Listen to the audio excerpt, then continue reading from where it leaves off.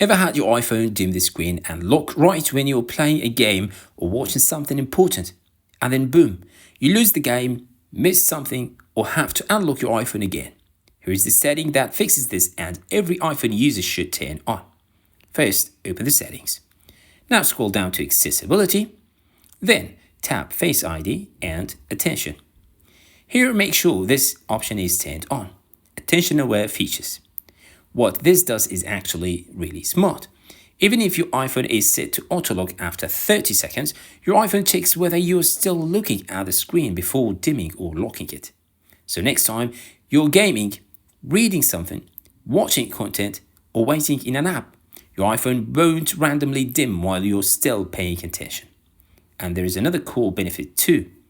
When someone calls you or an alert comes in while you're already looking at your iPhone, it can automatically lower the volume of some alerts.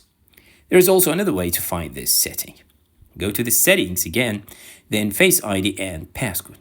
Enter your passcode. Now scroll down until you find Attention Aware Features and make sure it's enabled there too. Honestly, this is one of those small iPhone settings that makes a huge difference once you turn it on. If this video helped you, don't forget to like, share and subscribe for more useful iPhone tips like this.